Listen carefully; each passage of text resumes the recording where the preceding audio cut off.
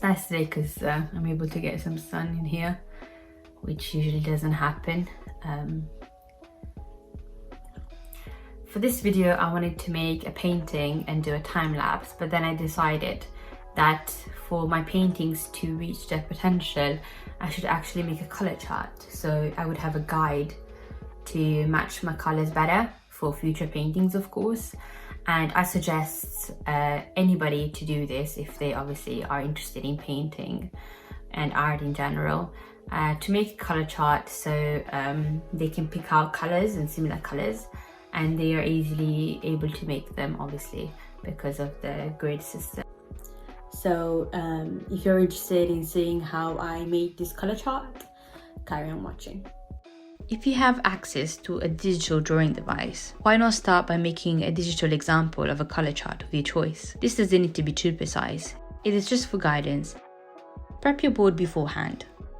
You must make a grid according to the colors you choose and the amount of colors you're choosing for the color chart. You can have individual color charts, of course, but a big one, like in this example, is very good because when choosing a color, you can compare it to the others.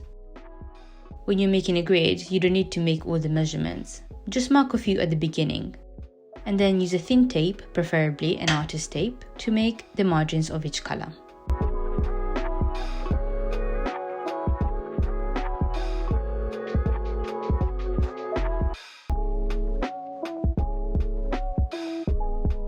Don't forget to mark where your colors will be placed.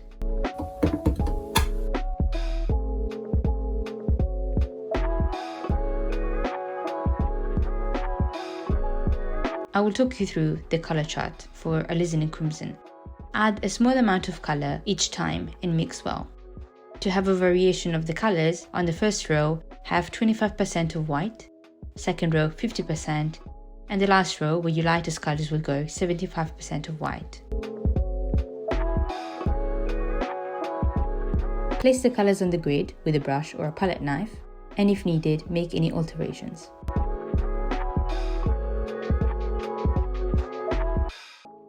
I was walking through the town centre the other day and I went into some shops. I found a book which was really cheap, and it was called A Monk's Guide to Happiness, Meditation in the 21st Century. The title already tells us what this book is about, and it says that we need meditation and mindfulness in our lives, which I agree with. And so I'd like to read you some of it.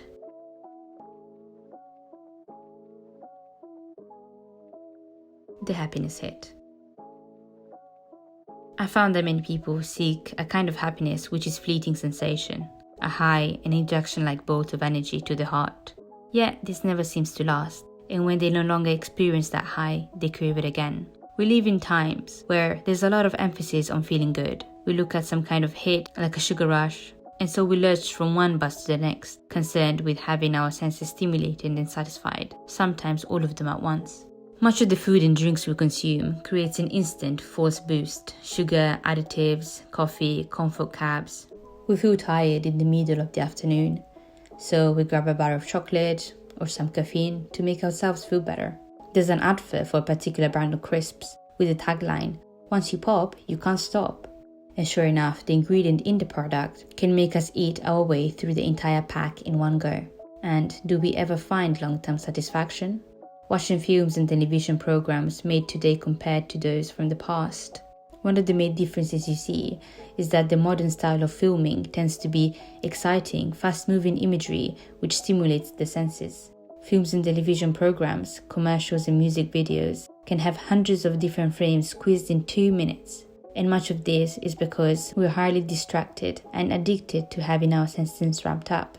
An old black and white movie where the camera lingers for too long in one shot seems boring, and we now call that art house. It's not the mainstream. We are drawn nowadays to a jumpy and exciting experience that reflects how we live. Social media has enabled a huge sense of connection, but at the same time, deep sense of isolation. Lost in our screens, we scroll through images of other people eating their lunch while we eat ours, and we find it more and more boring just to sit still and be in the moment. It's hard for us to have simple experiences anymore. Instead, we crave the multiple inputs of eating while watching television and looking at social media and listening to music. We quickly find things dull, and so we constantly grab the next experience, yet we never seem to fully arrive at it. We've become addicted to likes, to the latest shiny objects, and to anything that we think might bring us a pleasant feeling. We feel tired, our system running on stress hormones, cortisol and adrenaline. Our bodies keep overloaded with toxic chemicals, which we keep feeding, making us exhausted, unwell and wanting more. Craving leads to more craving, and as we perpetuate an endless habit whereby nothing is actually satisfying because the mind is already jumped over it, pursuing to the next thing. It's like an endless hunger where we are constantly asking, when is it all going to happen for me? And when am I going to feel fulfilled? And what's the next thing? And is this happiness? The main brain chemical involved in that kind of happiness hit is dopamine. And interestingly, this hormone surges before we get what we want, and then it drops away. When we are about to have a bite of a cake, or when we are getting ready for a party, we are caught in the excitement of the chase. And when we have actually eaten the cake, the dopamine drops away. And so our lives are about anticipation. Animals get a big dopamine hit when they think they're about to get fed. About to happen is always the exciting part. When I am rich, when I meet the right person, when I achieve the body I want. We never actually get there, as the anticipation leads to the habit of looking for the next thing, which means we never feel we truly arrived. There is always an if, when, or because to our happiness. And that to me is really unfortunate.